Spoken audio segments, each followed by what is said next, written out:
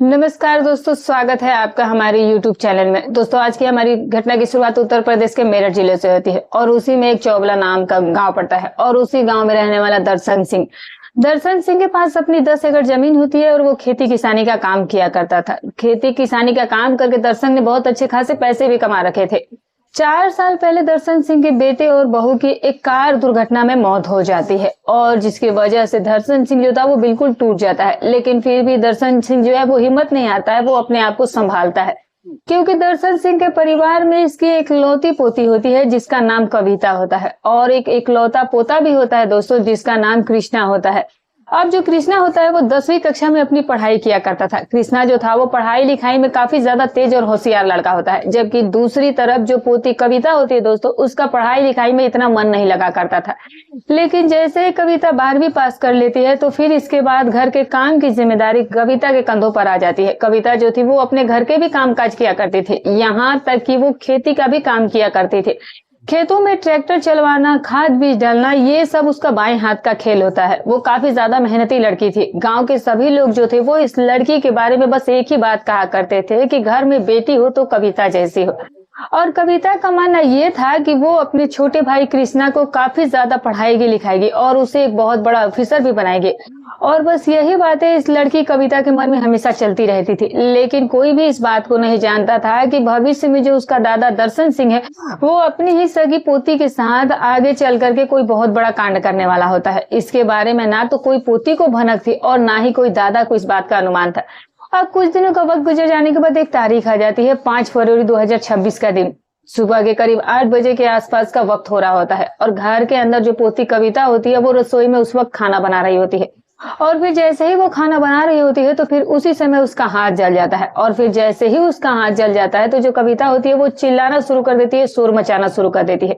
और उसी समय उसका जो दादा दर्शन सिंह होता है, जो उसका छोटा भाई कृष्णा होता है, ये दोनों रसोई के अंदर भागे दौड़ जाते हैं और फिर ये देखते हैं कि जो लड़की कविता है उसका हाथ काफी जल चुका होता है। और फिर इसके बाद दादा जो है वो अपनी पोती कविता को लेकर के पास के ही एक छोटे से हॉस्पिटल में जाता है और फिर वहां पर उसका इलाज करवाता है और उसे कुछ दवाइयां भी दिलवाता है और फिर शाम के समय में वो अपने घर पर लेकर के आ जाता है। लेकिन जैसे ही 4 बजे के आसपास का वक्त होता है तो जो कविता होती है वो अपनी दादा से कहने लग जाती है कि दादाजी, ये घर पर छोटे मोटे काम काज और खाना बनाने का काम जो है वो मुझसे नहीं हो पा रहा है, तो आप ऐसा करिए कि घर में कोई काम वाली रख लीजिए। अब वो काम वाली जो आएगी वो घर के काम कर लेगी और मैं खेती का काम संभाल लिया करूंगी। अब जो दादा होता है वो भी इस चीज के लिए मान जाता है। वो कहता है कि फिर ठीक है, तुम किसी बात की फिक्र मत करो, मैं आज ही किसी नौकरानी को देखता हूँ। और इसके बाद जो दर्शन सिंह होता है वो शाम के करीब 5 बजे के आसपास अपने घर से बाहर निकलता है और आस पड़ोस में जाता है और आस पड़ोस में जाने के बाद ये पड़ोसियों से कहने लगता है कि मुझे किसी काम वाली की जरूरत है, अगर तुम्हें कोई काम वाली मिल जाती है तो फिर मुझे बता देना। लेकिन फिर भी दर्शन सिंह जो है वो 1-1.5 घंटे तक पूरे गांव में घूमता है और जब दर्शन सिंह को ये पता चलता है कि इस गांव के अंदर एक विधवा औरत रहती है जिसका नाम मंजू है और उसके पास आजकल कोई काम काज नहीं है, तो फिर वो उसी समय दर्शन सिंह जो है वो उस महिला मंजू के घर पर चला जाता है। और फिर मंजू के घर पर जाने के बाद घर के दरवाजे पर जाकर दस्तक देता है और थोड़ी देर बाद मंजू भी अपने घर का दरवाजा खोलती है और मंजू ये देखती है कि गांव का अच्छा खासा एक जमींदार जो कि उसके सामने खड़ा होता है। लेकिन दर्शन की नजरें जैसे ही मंजू पर पड़ती है तो फिर मंजू की खूबसूरती और उसका गुलाबी चेहरा और उसका गोरा बदन उसे काफी ज्यादा पसंद आ जाता है। क्योंकि दोस्तों जो दर्शन सिंह होता है वो थोड़ा नाड़े का भी ढीला व्यक्ति होता है दोस्तों। अब इसके बाद जो दर्शन सिंह होता है वो मंजू से ये कहने लग जाता है कि मंजू, मुझे एक काम करने वाली की जरूरत है। आज मेरी पोती का हाथ जल गया क्योंकि वो रसोई में खाना बना रही होती है और इसीलिए मुझे एक काम वाली की जरूरत है क्योंकि उसे बहुत तकलीफ होती है। और तभी मंजू कहती है कि काम की जरूरत तो मुझे भी है और मेरा भी 2-3 दिन पहले ही काम छूटा है। और तभी मंजू ये कहती है कि ठीक है, फिर मैं कल से ही आपके घर पर काम काज करने के लिए आ जाऊंगी। लेकिन तभी दर्शन सिंह कहने लगता है कि तुम्हें अभी और इसी वक्त मेरे साथ मेरे घर पर चलना पड़ेगा क्योंकि वैसे भी रात का खाना नहीं बना हुआ। और इस तरह से दोस्तों अब जो दर्शन सिंह होता है वो इस महिला से कहने लग जाता है कि मैं तुम्हें हर महीने के 10,000 रुपए दे दिया करूंगा। अब मंजू जैसे ही 10,000 रुपए की बात को सुनती है तो बहुत ज्यादा खुश हो जाती है। मंजू कहती है कि इतने पैसे मेरे लिए ठीक है। और फिर इसके बाद दर्शन सिंह जो है वो इस महिला मंजू को लेकर के सीधे अपने घर पर आ जाता है। अब दर्शन सिंह जो है वो इस विधवा औरत मंजू को अपनी पोती से ले जाकर के मिलवाता है और इसकी पोती जो कविता होती है दोस्तों वो मंजू के घर के सारे कामकाज समझा देती है। अब मंजू कहती है कि तुम आज से ही हमारे घर के अंदर काम करना शुरू कर दो। और फिर इसके बाद दोस्तों जो मंजू होती है वो इस घर में कामकाज करना शुरू कर देती है। लेकिन मंजू जैसे इस घर के अंदर काम काज करना शुरू कर देती है तो फिर मंजू को इस बात के बारे में भनक लग जाती है कि इस जमींदार के पास बहुत अच्छा खासा पैसा है। और फिर जो मंजू होती है वो इस बात को भी अपने मन में सोचने लग जाती है कि अगर मैं इस जमींदार को अपने प्रेम जाल में फंसा लेती हूँ तो फिर मैं इससे काफी ज्यादा पैसे हट सकती हूँ। अब जब ऐसे ऐसे ख्याल मंजू के मन में आना शुरू होता है तो जो मंजू होती है वो अब इस दर्शन सिंह पर ही डोरे डालना शुरू कर देती है और इस तरह से लगभग 20 दिनों का वक्त गुजर जाता है। अब इतना वक्त गुजर जाने के बाद फिर एक तारीख आ जाती है 20 फरवरी 2026 का दिन। सुबह के करीब 8 बजे के आसपास का वक्त हो रहा होता है और तब तक जो कविता होती है उसकी भी तबीयत ठीक हो गई थी और उसका हाथ भी थोड़ा सा ठीक हो जाता है दोस्तों। अब कविता जो है वो अपने दादा दर्शन सिंह से जाकर कहती है कि दादाजी मुझे खेत में काम के सिलसिले में जाना है तो फिर मैं 2-3 घंटे के बाद ही वापस लौट कर आऊंगी। और फिर इस तरह से कुछ बातें कहने के बाद जो कविता है वो अब खेत में चली जाती है। अब जैसे ही 5 से 10 मिनट का वक्त गुजर जाता है तो फिर उसी समय जो कविता का भाई कृष्णा होता है वो भी अपने स्कूल में पढ़ाई करने के लिए चला जाता है और फिर जो दादा दर्शन होते हैं वो घर में बिल्कुल अकेले रह जाते हैं। लेकिन दूसरी तरफ दोस्तों जो नौकरानी मंजू होती है वो आज काफी ज्यादा देर से आई थी क्योंकि आज मंजू को घर में कुछ जरूरी काम होता है। और फिर उसी समय घर के दरवाजे पर दस्तक होती है और फिर दर्शन सिंह जो है वो घर का दरवाजा जाकर के खोलता है। दर्शन सिंह ये देखता है कि उसके घर के दरवाजे पर उसकी नौकरानी मंजू खड़ी होती है और मंजू को देख करके दर्शन सिंह ये कहने लग जाता है कि आज तो तुम बहुत लेट आई हो। और तभी नौकरानी कहने लगती है कि मुझे घर में कुछ थोड़ा सा जरूरी काम आ गया था और इसी की वजह से मेरी आज थोड़ी देरी हो गई। और आज जो कविता और जो कृष्णा थे वो आज शायद बिना खाना खाए ही अपने अपने काम पर चले गए थे। और तभी जो बूढ़े व्यक्ति दर्शन सिंह होता है वो कहता है कि आज तो खाना कविता ने बना दिया था। और फिर उसके बाद दोस्तों जो मंजू होती है वो घर के अंदर दूसरे काम करने जाती है और फिर वही काम में वो लग जाती है। लेकिन जो दर्शन सिंह होता है उसकी नजरें जो थी वो मंजू पर तो टिक चुकी होती हैं। अब दर्शन सिंह जो है वो मंजू को हासिल करने के लिए किसी भी हद से गुजर सकता था। अब दर्शन सिंह जो है वो अपने मन में ये सोचने लग जाता है कि वैसे भी आज घर में कोई नहीं है, उसकी पोती भी खेत में चली गई है और जो उसका पोता है वो भी अपने स्कूल में चला गया है, तो क्यों ना आज इस नौकरानी के साथ कुछ वक्त गुजार लिया जाए। और फिर इस तरह से ये सब चीजें सोचने के बाद दर्शन सिंह जो है वो अपने घर का जाकर दरवाजा बंद कर देता है। अब दर्शन सिंह जो है वो सीधे ही मंजू के पास चला जाता है और फिर मंजू के पास जाकर कहता है कि मंजू तुम एक विधवा औरत हो, तुम्हारे घर में वैसे भी बहुत ज्यादा गरीबी है और मैं चाहूँ तो तुम्हारी गरीबी को दूर कर सकता हूँ। और बस इतना कहकर दर्शन सिंह उसी समय इस महिला मंजू का हाथ पकड़ लेता है। लेकिन मंजू जो है वो इसके किसी बात का भी विरोध नहीं करती है और फिर दर्शन सिंह की जो हिम्मत होती है वो और भी ज्यादा बढ़ जाती है। और तभी दर्शन सिंह ये कहने लग जाता है कि मैं तुम्हारी आर्थिक स्थिति सुधार सकता हूँ, तुम्हारे अच्छे खासे पैसे से मदद कर सकता हूँ। और फिर ये सारी बातें सुनने के बाद दोस्तों जो मंजू होती है वो उसी समय इस दर्शन सिंह से कहने लग जाती है कि मैं आपका इरादा बिल्कुल समझ पा रही हूँ, तो मैं आपकी सारी इच्छाओं को पूरा करने के लिए बेशक तैयार हूँ, लेकिन इसके बदले में पहले तुम्हें मुझे पैसे देने होंगे। और फिर इसके बाद दर्शन सिंह जो है वो इस महिला को 5,000 रुपए दे देता है। और फिर ये महिला जो मंजू होती है दोस्तों वो उसी समय दर्शन सिंह का हाथ पकड़ करके इसके कमरे के अंदर खींच करके ले जाती है और फिर कमरे का दरवाजा बंद कर लिया जाता है। और फिर इसके बाद दर्शन सिंह और मंजू के बीच इन दोनों की रजामंदी से गलत रिश्ते कायम होने लग जाते हैं। अब ये दोनों मिलकर के इस गलत काम को तब तक अंजाम देते हैं जब तक कि इन दोनों की अपनी अपनी जरूरतें पूरी नहीं हो जाती है। और फिर जैसे इन दोनों का ये सारा काम खत्म हो जाता है दोस्तों, तो फिर इसके बाद जो दर्शन सिंह होता है वो इस महिला से कहने लग जाता है कि अब तो मैं तुम्हारे ही साथ अपना ऐसे ही वक्त गुजारा करूंगा। और फिर इसके बाद दोस्तों जो दर्शन सिंह होता है वो इसे कुछ और भी पैसे देता है और कहता है कि तुम पैसों की तो बिल्कुल भी फिक्र मत करना, मेरे पास बहुत सारे पैसे हैं। और मंजू तो यही चाहती ही थी, तो फिर मंजू को भी ये मौका मिल चुका था। लेकिन दर्शन सिंह जो था वो इसकी मन की बातों को नहीं जानता था। अब इस तरह से हर दूसरे तीसरे दिन जब भी दर्शन सिंह और इस महिला मंजू को वक्त मिला करता था तो फिर ये दोनों जो थे वो घर के अंदर अपने गलत रिश्ते कायम कर लिया करते थे। और दर्शन सिंह जो है वो इस नौकरानी को इसके बदले में कुछ पैसे भी दे दिया करता था, जिसकी वजह से दर्शन सिंह भी खुश हो जाता था और ये महिला मंजू भी काफी ज्यादा खुश हो जाया करती थी। अब तो मंजू भी खुश रहने लगी थी क्योंकि उसे बहुत सारे पैसे मिलने लगे थे और दूसरी तरफ दर्शन सिंह की भी सारी जरूरतें पूरी होने लगती है, वो भी अपनी जिंदगी में खुश रहना शुरू कर देता है। और फिर इसी तरीके से दोस्तों दर्शन सिंह और मंजू देवी की जो प्रेम प्रसंग की कहानी होती है वो शुरू हो जाती है। और कुछ दिनों का वक्त गुजर जाने के बाद एक तारीख आ जाती है 12 मार्च 2026 का दिन। सुबह के करीब 8 बजे के आसपास का वक्त हो रहा होता है और जो मंजू होती है वो अपने घर से निकलती है और सीधे दर्शन सिंह के घर पर पहुंच जाती है। मंजू जो है वो पूरे परिवार के लिए खाना तैयार करती है और फिर कविता भी बैठ करके खाती है और कृष्णा भी बैठ करके खाना खाता है। और फिर कृष्णा खाना खाने के बाद अपने स्कूल की तरफ चल पड़ता है। लेकिन जैसे ही 20-25 मिनट का वक्त गुजरता है तो फिर उसी समय कविता जो होती है वो अपने दादा से कहने लग जाती है कि दादाजी चलिए आज खेत में चलते हैं। दादा जो है वो भी इस बात के लिए मान जाता है और फिर इसके बाद दादा जो है वो अपनी पोती के साथ खेत में चला जाता है और कुछ देर तक दादा पोती जो है वो खेत में कामकाज करते हैं। लेकिन फिर उसी समय दर्शन सिंह जो है वो अपनी पोती कविता से कहता है कि कविता आज मेरी तबीयत जो है वो थोड़ी ठीक नहीं लग रही है, इसलिए मैं घर पर जाकर के कुछ दवाइयां ले लेता हूँ। और फिर इस तरह से बहाना बना करके उसका दादा जो है वो उसी समय खेत से बाहर निकल करके अपने घर पर आ जाता है और फिर घर के अंदर नौकरानी मंजू जो थी वो बिल्कुल अकेली होती है। और फिर इसके बाद दोस्तों जो बूढ़ा व्यक्ति दर्शन होता है वो अपनी नौकरानी से कहता है कि देखो आज मेरे पास बहुत ही अच्छा मौका मिला है, तो चलो हम दोनों अपना वक्त गुजार लेते हैं। और इस तरह से इस चीज के लिए मंजू भी मान जाती है। मंजू भी उसी समय अपने घर का यानी कि दर्शन सिंह के घर का दरवाजा बंद करती है और फिर इसके बाद दर्शन सिंह को खींचकर उसके कमरे के अंदर ले जाती है। लेकिन दुर्भाग्य की बात आज ये होती है कि दर्शन सिंह के ही पड़ोस में एक महिला रहती थी जिसका नाम गायत्री होता है। गायत्री को इन दोनों पर शक हो जाता है और फिर गायत्री ने आज मंजू और इस दर्शन सिंह को सब कुछ करते हुए भी देख लिया था। अब गायत्री से ये चीजें बर्दाश्त नहीं हो जाती है और फिर जो गायत्री होती है वो उसी समय दर्शन की पोती के पास फोन कर देती है, कविता के पास, और कविता को फोन पर ही बताती है कि जो तुम्हारा दादा है वो तो मंजू के साथ गलत काम कर रहा है, वो तो नौकरानी के ही साथ वक्त गुजारने लगा है। अब ये बात कविता से भी बर्दाश्त नहीं होती है तो फिर जो कविता होती है वो उसी समय खेत से तुरंत बाहर निकल करके अपने घर पर आ जाती है। अब कविता आकर देखती है कि घर का जो मेन गेट होता है वो अंदर से बंद होता है। तभी कविता जो है वो अपने दादा को आवाज लगाना शुरू कर देती है। अब जैसे ही दादा को ये आवाजें सुनाई देती है तो फिर दादा जो होता है वो उसी समय आकर के अपने घर का दरवाजा खोलता है। अब दर्शन सिंह ये देखता है कि उसके सामने उसकी पोती कविता खड़ी होती है और कविता ये देखती है कि उसके जो दादा हैं उनके माथे पर काफी ज्यादा पसीना होता है। लेकिन दोस्तों जो पोती कविता होती है वो अपने दादा से कहने लग जाती है कि दादाजी आज आपने घर का दरवाजा जो है वो दिन में ही क्यों ऐसे बंद करके लौट रखा है। अब इस बात का दादा के पास कोई जवाब नहीं होता है। और फिर इसके बाद दोस्तों जो कविता होती है वो घर के अंदर प्रवेश कर जाती है। अब कविता ये देखती है कि जो नौकरानी मंजू होती है वो घर के अंदर उस वक्त पोछा लगा रही होती है।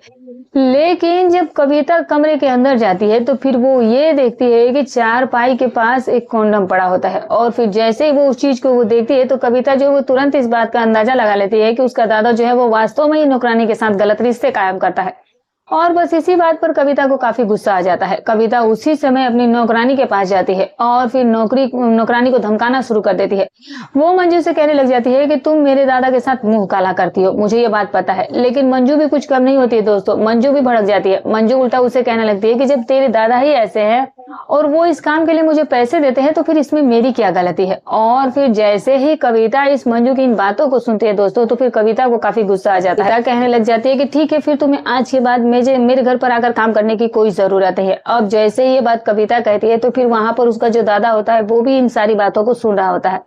दर्शन जो है वो अपनी पोती को समझाना शुरू कर देता है। वो कहता है कि इसे काम से मत निकालो, लेकिन जो कविता होती है वो अपने दादा की एक भी बात को नहीं सुनती है। वो इस मंजू को घर से निकालने में कामयाब हो जाती है और फिर इसके बाद मंजू जैसे ही इसके घर से बाहर निकल जाती है दोस्तों तो फिर वो कविता जो है वो अपने दादा को भी दो बातें सुनाना शुरू कर देती है। कविता अपने दादा से कहने लग जाती है कि आपको इस उम्र में ये सब काम करते हुए शोभा नहीं देता है, आप अपनी ही नौकरानी के साथ गलत रिश्ते कायम करते हैं, ये तो बहुत ही गलत बात है। लेकिन दादा को इस बात पर काफी ज्यादा गुस्सा आ जाता है और फिर वो नाराज होकर के इस घर से बाहर निकल जाता है। अब जो दादा होता है वो अपनी पोती के साथ मिलकर के एक ऐसी घटनाक्रम को अंजाम देने वाला होता है कि जिसकी गूंज पूरे गांव में गूंजने वाली होती है दोस्तों। अब दर्शन सिंह जैसे इस घर से बाहर निकलता है तो फिर वो सीधे ही शराब के ठेके पर जाता है। वहां से वो शराब खरीदता है और फिर शराब खरीदने के बाद वो सीधे ही खेत में चला जाता है और फिर खेत के अंदर बैठ करके वो काफी देर तक शराब पीता है। और जब उसे गहरा नशा हो जाता है तो फिर वो नशे के हालत में दर्शन सिंह जो है वो फिर से गाँव में आता है। लेकिन वो अपने घर पर जाने के बजाय सीधे मंजू के घर पर चला जाता है और फिर मंजू के घर के जाकर दरवाजा खटखटाता है तो मंजू जो है वो अपने घर का दरवाजा खोलती है। अब जैसे ही मंजू घर का दरवाजा खोलती है तो देखती है कि उसके सामने दर्शन सिंह खड़ा होता है। मंजू जो है वो उसी समय दर्शन सिंह से कहती है कि तुम फिलहाल तो मेरे घर के अंदर बिल्कुल मत आओ, क्योंकि तुम्हारी पोती ने मेरी बहुत ज्यादा बेइज्जती की है, मुझे बहुत कुछ सुनाया है। अब जैसे ये बात दर्शन सुनता है तो वो ये कहने लगता है कि मैं अपनी पोती को समझा लूंगा, लेकिन मंजू जो है वो इसकी एक भी बात को नहीं सुनती है और फिर जैसे तैसे करके वो दर्शन को घर से बाहर निकाल देती है। अब बस दर्शन को इस बात को लेकर बहुत ज्यादा गुस्सा आ जाता है। दर्शन अपने मन में ये सोचने लग जाता है कि ये सारा करा कराया जो है वो उसकी पोती कविता की वजह से हुआ है और फिर इसके बाद दर्शन जो है इसके घर से निकलने के बाद सीधा ही एक मेडिकल शॉप पर चला जाता है और मेडिकल शॉप पर जाने के बाद वो दुगने तिगने दाम देकर वहां से कोई नशीला पदार्थ खरीद लेता है। और फिर उन नशीली दवाइयों को खरीदने के बाद जो दर्शन सिंह है वो वहीं पर नहीं रुकता है और फिर वो पास की एक मिठाई की दुकान पर जाता है और वहां से वो मिठाई भी खरीद लेता है और फिर इन मिठाई के अंदर वो नशीला पदार्थ जो उसने लिया था वो मिला देता है। और अब देखते ही देखते शाम का वक्त हो चुका था और शाम के समय दोस्तों अब जो दर्शन सिंह जो होता है वो अपने घर पर आता है और फिर अपनी पोती कविता से मिलकर के कविता से कहता है कि कविता, मुझसे बहुत बड़ी गलती हो गई है। मैं आज के बाद अब ऐसा कोई भी गलत काम नहीं करूंगा जिसकी वजह से तुम्हारा सिर नीचे झुक जाए। और फिर दोस्तों उसी समय जो उसकी पोती होती है वो हंसते मुस्कुराते हुए कहने लगती है कि दादाजी, दिन में आपने इसी वजह से शराब पी लिया। अब दादा भी हंसते मुस्कुराते हुए कहने लग जाता है कि आज मैं तुम दोनों के लिए मिठाइयां लेकर के आया हूँ। और फिर इस तरह से दोस्तों अब वो जो मिठाइयां होती है वो कविता को दे दी जाती है और फिर इसके बाद जो कविता होती है और जो कविता का भाई होता है वो उन मिठाइयों को खाना शुरू कर देते हैं। अब देखते देखते मिठाइयों को जो डिब्बा होता है वो पूरी तरह से खत्म कर दिया जाता है और फिर जैसे ही आधे घंटे का वक्त गुजर जाता है तो फिर इसके बाद कृष्णा और कृष्णा की जो बहन कविता होती है दोस्तों ये दोनों ही बेहोश हो जाते हैं। और फिर इसके बाद दर्शन सिंह का आगे का जो खेल होता है वो शुरू हो जाता है। अब रात के तकरीबन 7:30-8 बजे के आसपास का वक्त हो गया था तो दर्शन सिंह जो है वो अपने घर का जाकर दरवाजा बंद कर देता है और फिर उसके बाद वो उस कमरे के अंदर जाता है जिस कमरे में उसकी पोती कविता लेटी होती है। और फिर आज दर्शन सिंह जो है उसकी जमीर और जो आत्मा होती है वो दोनों ही मर जाती है। अब दर्शन सिंह एक पल के लिए भी इस बात को नहीं सोचता है कि वो उसके बेटे की बेटी है और फिर इस तरह से दादा जो है वो अपनी ही इस पोती कविता के साथ गलत रिश्ते कायम करना शुरू कर देता है। जो ये दादा होता है इस लड़की कविता के साथ तब तक उस गलत काम को करता है जब तक कि वो सारी अपनी जरूरतों को पूरा कर नहीं लेता है। और फिर जैसे वो सारा काम कर लेता है तो फिर जो वो दादा होता है वो इस कमरे से बाहर निकल करके अपने कमरे में जाकर लेट जाता है। अब जैसे ही अगला सुबह होता है तो फिर सुबह के करीब 9 बजे के आसपास का वक्त हो रहा था। कविता की आंख खुलती है और कविता ये देखती है कि करीब 9:30-10 बजे के आसपास का वक्त हो चला था। और अब दोस्तों दूसरे ही पल कविता को ये बात भी कहीं ना कहीं महसूस हो जाती है कि उसके साथ रात के समय में कुछ ना कुछ गलत हुआ है। और फिर अब इसके बाद ये जो लड़की कविता होती है दोस्तों वो इधर उधर देखना शुरू कर देती है। कविता ये देखती है कि चारपाई के पास उसके दादा के पैर की एक जूती पड़ी होती है। अब वो उस जूती को उठा लेती है और फिर जैसे ही वो उस कमरे से बाहर निकलने लगती है तो फिर पास में ही एक कॉन्डम भी पड़ा होता है और वो उस चीज को देख करके लड़की कविता जो है वो ये तुरंत अंदाजा लगा लेती है कि रात के समय उसके दादा ने उसके साथ कुछ गलत काम किया है। अब जो लड़की है वो थक हार करके परेशान हो जाती है और काफी ज्यादा चिंतित हो जाती है और ये सोचने पर मजबूर हो जाती है कि बड़ा भला उसके साथ उसका दादा ऐसे कैसे कर सकता है। अब कविता को सारी ही बातें समझ में आ जाती है। कविता को ये बात भी समझ में आ जाती है कि मिठाइयों के अंदर कुछ न कुछ तो मिलाया गया था जिससे कि वो खाते ही बेहोश हो गए थे। अब कविता जो है वो यहीं पर नहीं रुकती है। कविता ठीक उसी समय अपने दादा के कमरे में जाती है और कविता देखती है कि उसका दादा उस वक्त कमरे में नहीं होता है, वो घर से बाहर जा चुका था। अब कविता जो है वो अपने भाई कृष्णा के कमरे में जाती है और वो ये देखती है कि उसका भाई कृष्णा जो है वो गहरी नींद में सोया हुआ था।